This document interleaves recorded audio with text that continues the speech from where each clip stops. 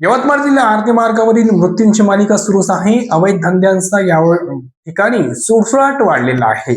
यवतमाळ शहरात आर्णी मार्गावरील सुरू असलेल्या फ्लायओव्हरच्या कामामुळे वारंवार होणारे अपघात आणि त्यामुळे सर्वसामान्य नागरिकांना सहन करावा लागत असलेला त्रास याबाबत आमदार बाळासाहेब मांगुळकर यांनी आक्रमक भूमिका घेत महत्वाचा मुद्दा उपस्थित केला आहे.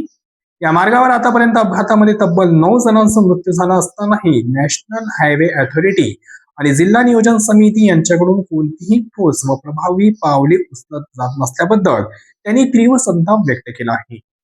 प्रशासनाने तात्काळ उपाययोजना न केल्यास रस्त्यावर उतरून आंदोलन करण्याचाही इशारा त्यांनी दिला आहे. शनिवारी आयोजित पत्रकार परिषदेत आमदार मांगुळकर यांनी विविध गंभीर मुद्द्यांवर सविस्तर भाष्य केले. आर्णी मार्गावरील उड्डाण पुलाचे रखडलेले व नियोजन शून्य काम, रस्त्याची वेळेत दुरुस्ती न होणे आणि त्यामुळे होणारे जीवघेणे अपघात याकडे त्यांनी प्रशासनाचे लक्ष वेधले.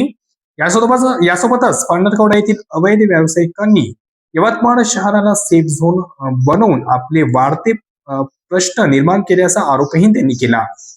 वर्ली, मटका, भिंगरीसारखे अवैध धंदे खुलेआम सुरू असून शहरातील वाहतूक व्यवस्था पूर्णपणे बिघडलेली असल्याचे त्यांनी सांगितले. आठवडी बाजार परिसरात महिला व प्रसाधन गृहाजवळ सुरू असलेला मटका काउंटरचा व्हिडिओ पत्रकार परिषदेत दाखवून पोलीस प्रशासनाच्या कार्यपद्धतीवर त्यांनी तीव्र नाराजी व्यक्त केली.